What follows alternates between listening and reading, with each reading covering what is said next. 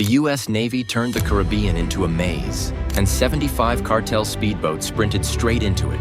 No sirens, no chase, just a corridor that broke propellers and swallowed engines. Keep watching to see Killbox Delta 47, USS William P sealing the top, USS Nitsy drifting dark, LCS Milwaukee slicing the flank, and 2 Seahawks dropping SEAL Team 4 into the center cluster.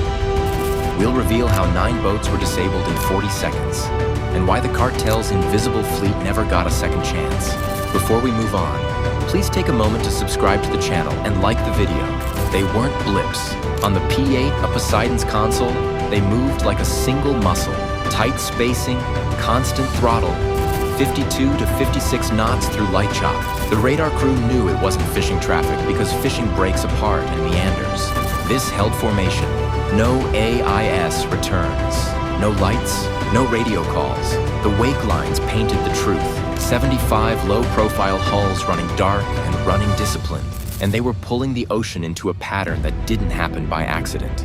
The setup started hours earlier with the AN/APY-10 working surface search modes. Operators toggled to maritime strip mapping to pull a clean sheet of the sea. AIS crosschecks came up blank in the corridor. Yet the radar stitched a lattice of moving points. Analysts overlaid prior night tracks and saw the same offsets repeating every 5 cables. The boats weren't just fast, they were coordinated. Wake signatures were thin, sharp, and parallel, which told the crew these were narrow hulls riding high to cut drag. The Poseidon crew flagged it immediately and pushed feeds to the Joint Maritime Task Unit. Here's why chase tactics made no sense. A swarm that large at that speed can outrun most cutters and step outside helicopter radius in minutes. Push them and they scatter. Lose line of sight on a few, and you lose the load. The swarm carried risk and leverage. 75 hulls likely meant about 2,000 kilos total, boxed into watertight compartments that could be dumped in seconds if an interceptor closed. On top of that, crews trained to ram or fan out at a hand signal would turn a pursuit into a blind search across hundreds of square miles. The indicators of cartel control stacked up fast, speeds held inside narrow bands, like metronomes ticking at 54 knots with brief dips that matched sea state changes. Spacing mirrored port and starboard, lanes offset for wake sheltering. Their course ducked every reported AIS lane by several miles, threading a route that avoided routine patrol arcs. Time on target aligned with a Caribbean current window, a push that buys a handful of knots for free if you hit it on the hour. None of that happens randomly. The task unit pulled pattern-of-life data from prior seizures and ghost waypoints found on seized phones. Those breadcrumbs pointed to a reef-to-reef shortcut that trimmed hours off the run. It demanded exact steering through a shallow, turbulence-prone corridor. When the analysts laid that corridor over the swarm's drift-corrected heading, the lines clicked. If the boats stayed true, they'd funnel into a channel only 12 nautical miles wide with 2 exits and unforgiving shelves waiting on both sides. The Poseidon's radar made that call possible. The AN/APY-10 can burn through sea clutter for small targets, but its real edge here was wake tracking. Even low-profile boats that try to disappear still pull a signature tail behind them. SAR mapping sharpened those arrows enough to track velocity shifts down to slight throttle corrections. When several boats corrected at the exact same second, it flagged a formation with a shared cue, likely a time hack or a heading snap. That created the fork. Pursue, and probability curves favored failure. Shape the water, and you force them to commit. The operators chose to turn ocean features into tools. No sirens, no lights, no radio challenges. They would let the reefs and the countercurrent grind the speed edge away. The window opened with the tide falling and the wind clocking west. With the reef fingers throwing micro-shear across the exit, the Navy drew a box the swarm couldn't see and named it Killbox Delta 47. Why did 75 boats take a shortcut that ate their propellers? Because the shortcut paid in minutes and charged in metal. 2 reef lines formed the walls. A countercurrent ran against the grain. In between, a 12 nautical mile wet corridor let light hulls skim fast if they kept quiet and shallow. Any extra noise, any deeper bite into the water, and the corridor punished them. That's the box the task unit drew. Not with fences, but with physics. The tide dropped. The wind edged west. Micro shear built at the exits. The path still looked clean to anyone running dark and trusting speed. The silent choreography started hours before first contact. USS William P. Lawrence eased north and took the high gate. Bow into swell. Radar silent. Passive systems up.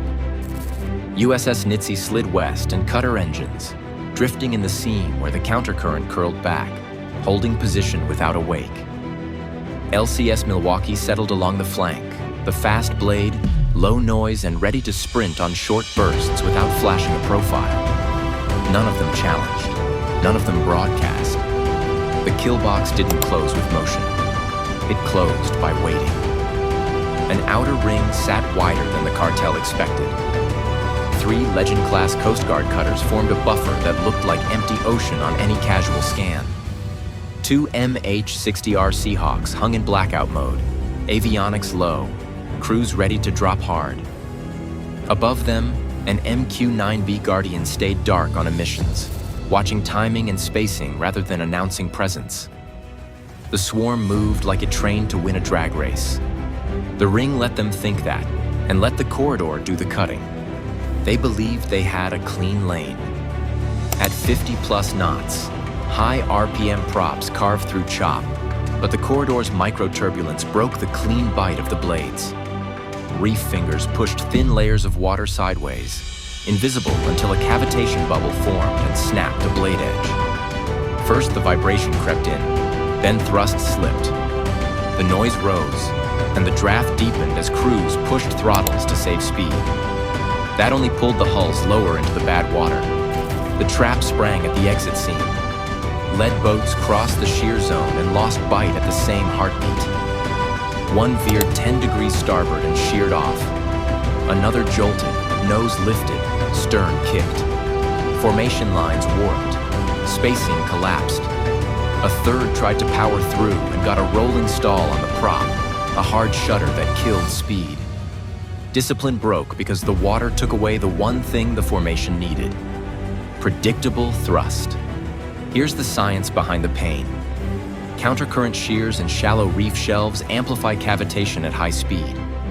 At 50+ knots, a small change in pressure near a blade tip makes vapor pockets. Those collapse like hammers and pit the metal. In shallow water, pressure swings faster. Add lateral shear from reef fingers, and the inflow hits the prop unevenly. The result forces roll-offs, stalls, and sudden yaw. Engines scream, boats slow. Crews who trained to outrun now fight to keep control. That's when the assault dropped. SEAL Team 4 fast-roped onto 6 boats in the center. Flashbangs snapped crews off controls. Precision fire cut hands from throttles. Ramming attempts failed as Milwaukee's helmsman blocked angles and denied speed. Overhead, MH-60R door gunners used engine-piercing rounds to stop runners trying to surge free. A Seahawk sniper took one clean shot and disabled a prop, freezing a breakout bid that almost made the southern seam. In 40 seconds, 9 boats went cold. By 6:16 a.m., 43 drifted in the box, 22 sat trapped at low steerage, and 10 slipped under from secondary detonations after engines tore mounts. The center cluster fell, and with it, LT Barron's link, the command thread that kept the timing tight. The sea wind wasn't the end. The phones, waypoints, and hidden transmitters on those decks mapped a supply machine on land that printed tonnage like a factory, and every ping led inland. Speed didn't win here. Control did. The corridor between reef lines, the countercurrent, and a blackout posture turned a sprint into a one-sided engagement. Terrain, timing, and silence cut the engine from the fight, and the swarm never saw the box close. If you want more breakdowns of how modern forces weaponize environment and deception, subscribe and tell us which operation to decode next. Name the battle, and we'll pull the threads. Those seized phones didn't stop at the waterline. They lit up a $4.7 billion pipeline inland. Warehouses, transfer hubs, ghost companies. Another battlefield built on schedules and signals, and then collapsed.